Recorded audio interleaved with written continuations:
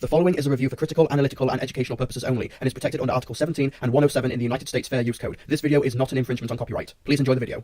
Hello ladies and gentlemen, my name is Trilbee, and today I'll be taking a look at Lake Bell's love letter to cinematic movie trailer voices in a World. In a World. In a World. In a World. In a World is Lake Bell's first feature-length directorial movie, and it touches upon a subject that is very rarely explored in any medium, let alone film, and that is movie trailer voiceover artists. And the movie mainly focuses on this aspect after the death of its most beloved soul, Don LaFontaine. Now it's a quarter of a century later. I've done about 5,000 films. This January, 20th Century Fox presents Larry the Cable Guy and the biggest mama ever in the movie event 18 years in the making.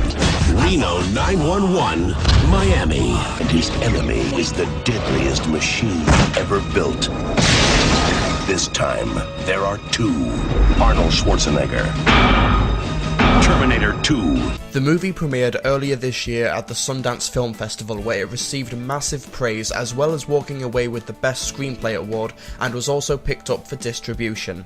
But is In a World actually any good, or is it just festival critic bait? Let's find out. As stated before, this is Lake Bell's debut feature, in that she is directing, writing, producing, and acting. In a World is definitely an auteur film, which, as I've made clear in the past, can be both a good and a bad thing. In this case, In a World has most definitely been made with heart and a passion for film as a medium, but it comes across more as a baity showreel as opposed to something that audiences are meant to enjoy despite having to pay for a movie ticket to see it. One look at the screenplay gives the impression that Lake Bell has a lot of good ideas, but in putting together this film she just threw in all of these concepts, including the kitchen sink. There's a dash of romance, a dash of drama, a bit of movie worship, some comedy, and the end result is actually quite a cluttered mess. Even Bell's performance as a female voiceover artist trying to get into the movie trailer industry at the behest of her father comes across less as a character and more of a showreel pretending to be a person. There are moments in the movie, and I say this without hyperbole by the way, where Lake Bell practically looks into the camera and says, "Hey, any casting directors out there? Do you want somebody who can do comedy? I can do comedy. Are you looking for someone who could maybe do accents? Watch me do this funny accent." You should stick with the accents. I mean, that's your thing. That's what you're good at. What was that Russian Star Wars thing you used to do as a kid? Yeah, I know the one you're talking about. But Dad, can we... What was it? It was... don't make me do it right now. Come on. Dad, I don't want to do it right now. Please, let me hear it. These are not the droids you're looking for. Can I get a smoothie around here? I don't know where you'd get a smoothie around here at all. I'm so sorry. Oh, okay. Thanks so much. Yeah, no worries. That's not to say that Lake Bell can't do these things. There are some decent isolated moments here. The drama, good. The romance, okay. The comedy, pretty damn poor, but we'll get to that later. The script simply feels like an unpolished first draft, where every good idea that Bell had at the conceptual phase of this movie has been thrown in here with no rhyme or reason.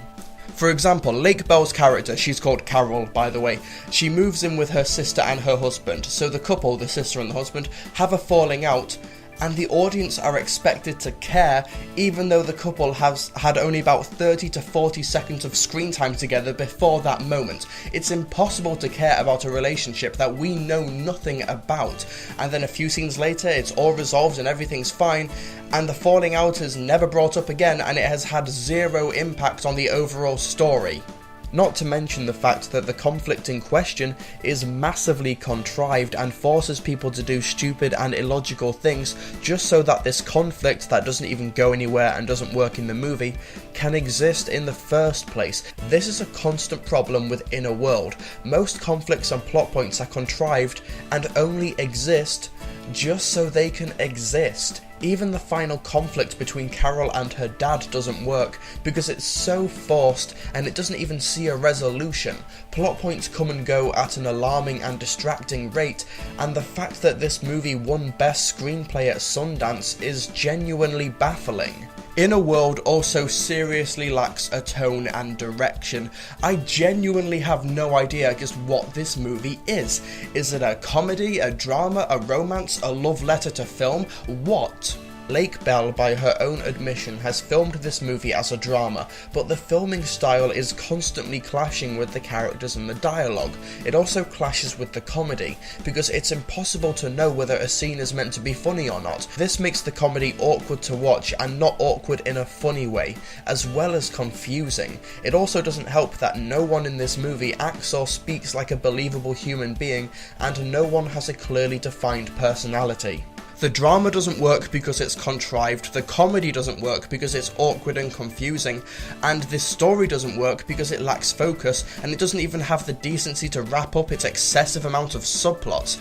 Overall, the movie simply doesn't work. That's not to say that there's nothing good in this movie. While Lake Bell's directing overall is pretty poor from a visual standpoint, she directs actors really well despite the fact that the script neglects to give them characters. She gets great dramatic performances out of actors known mainly for comedy like Rob Corddry, and Fred Melamed is great as always. It's just a shame that the script isn't half as good as them. There's also a very questionable ending with a very forced pro-feminist message, and even me, someone who is all for equality wherever I can find it, and hates discrimination in all of its forms, even I was shaking my head and face-palming in the cinema because of how shallow and heavy-handed it was. Overall, Inner World should be commended for approaching a topic that is rarely talked about, but the script seems to lack any sort of confidence in the topic, as it keeps contriving excuses to get away from it. The core concept is the most advantageous thing about the movie, but I have no idea what the audience are supposed to take away from the story. Is it a parody of the industry, a tribute, what? I have no idea, and I doubt that anyone involved in the movie does either. There are some great performances and decent isolated moments, but they don't add up to anything substantial. It's a bloated production for no good reason, that's poorly shot with baffling comedy that is constantly at odds with the tone.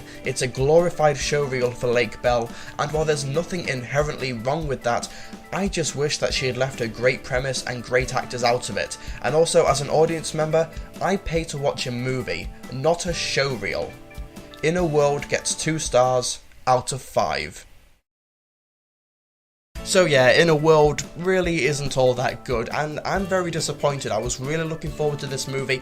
Its premise is something that seems right up my alley, and I was just very disappointed with the movie.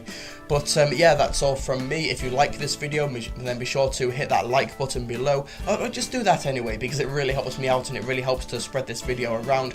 If you like this review, then be sure to subscribe for more reviews in the future, and be sure to like my Facebook page, Trilbee Reviews, and be sure to follow me on Twitter at Trilbee Reviews, and be sure to leave a comment below letting me know what you thought of the review or the movie, or whatever you want to talk about. So yeah, that's all from me, and I shall see you guys next time.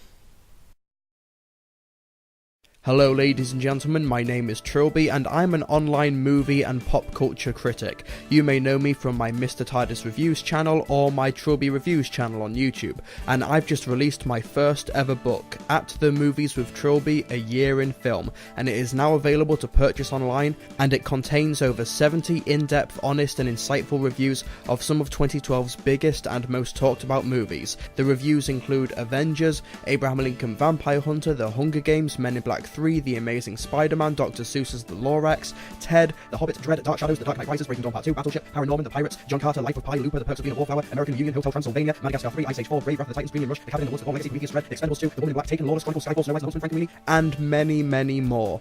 All for just $9.99. All money made from the sales of the book goes towards film equipment and hardware to help improve the quality of my YouTube videos, as well as the content that it provides. If you've enjoyed my content and would like to give something back, or if you want a really good book with the hopes of seeing more books from me in the future, then please order online now. Links to where you can order are available in the description below. Thank you for listening, and I can't wait to see you at the movies.